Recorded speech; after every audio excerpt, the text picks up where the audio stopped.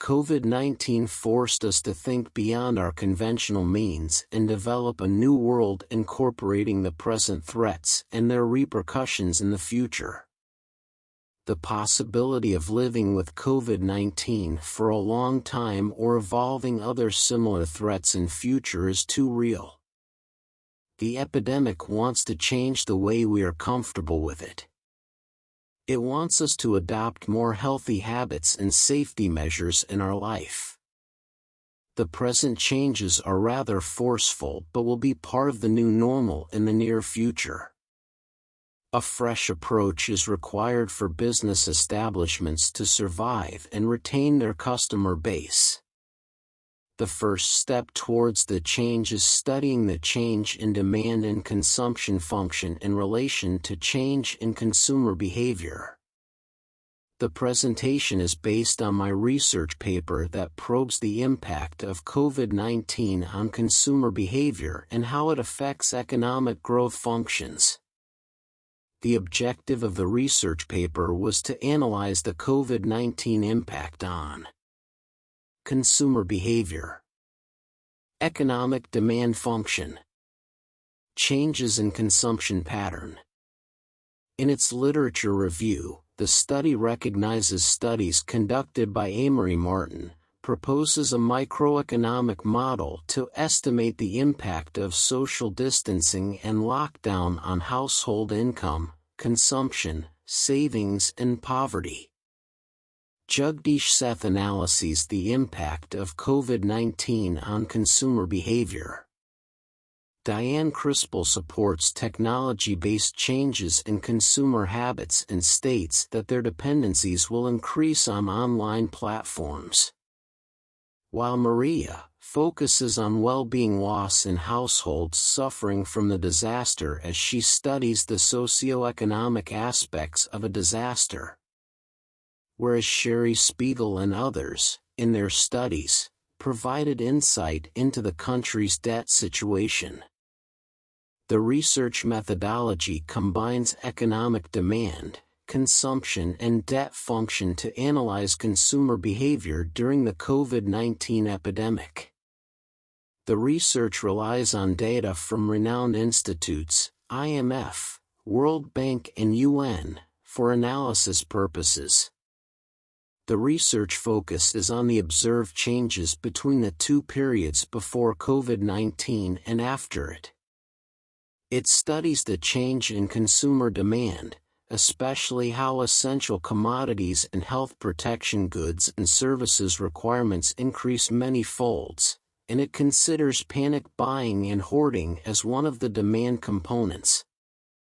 Under the changes in demand pattern, the well-being loss is the inclusive impact of the crises over the household standard of living.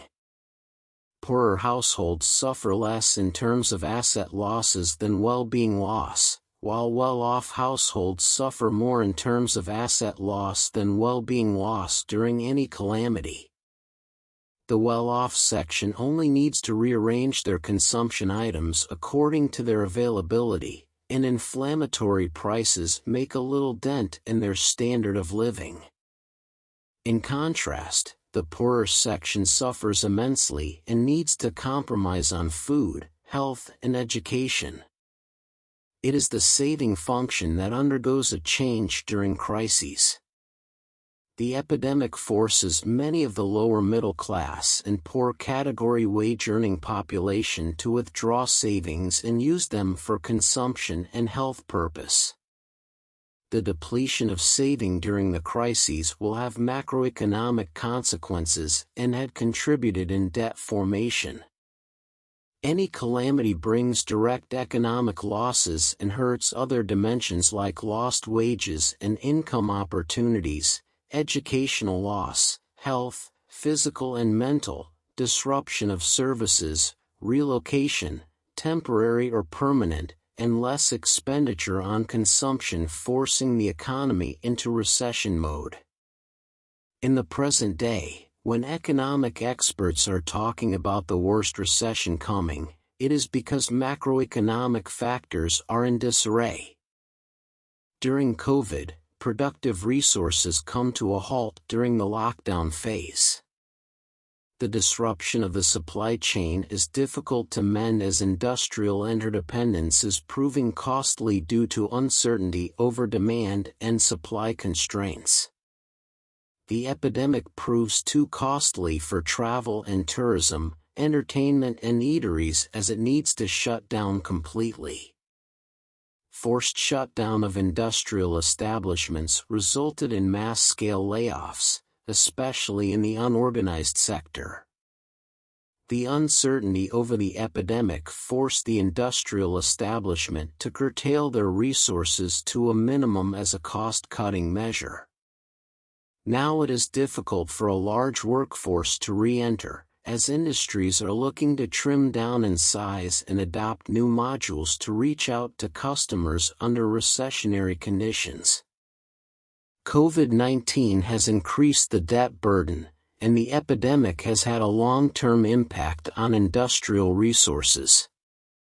In the absence of normal demand and a broken supply chain, it is difficult to survive for a weak establishment that lacks long-term capital backup. Government revenue is low as indirect tax collection from the goods is hampered by government restrictions. Also, the restrictions force consumers to adjust their consumption of the available essential items. Industries required bailout packages from the governments. The epidemic forced governments to provide debt relief to suffering industries while resorting to debt financing and fiscal measures to control dooming recession. The debt moratorium provides only short-term relief and fails to address long-term solvency issues in developing countries. The developing countries are facing pressure from bilateral, commercial, and multilateral agreements. At present, many developing countries are facing default will have a catastrophic effect on world economies as it will put additional pressure on other economies to safeguard themselves and promote policies against free trade practices. The operations in the market no longer depend on market forces but on government discretion. The consumer, on his part, is changing his behavior to adjust to the COVID-19 reality. The altered behavior includes spending on essential items, hoarding necessary goods and restrictive spending on goods purely for entertainment purposes while avoiding travel and leisure activities. Another change observed in consumer behavior is the growth of the online market. Customers who enjoy physical interaction during their purchase are now shifting to the online platform. Cultural and religious events are adopting the necessary changes, and people modify their behavior to adjust to the changes. The social change may continue in the future, and people will adopt it as the new health safety measure. The lockdown has some positive effects on families. They are spending more time together. But a study states that there is an increase in divorce petitions and more demand for family counselors because of work pressure and children's presence due to school closures and isolation from normal activities, generating abusive behavior in families. Lastly, the impact of sentiments over economic demand. The household belief that the epidemic will bring more pain and income loss and create health issues is shrinking market demand. The low expectation is creating demand shock with industries downsizing themselves and is the reason for higher unemployment. It is the pessimism and severe conditions and destruction of the market chain which is pulling the economic conditions in the downward direction, and we are on the verge of a recession which some say may be disastrous for already suffering humankind.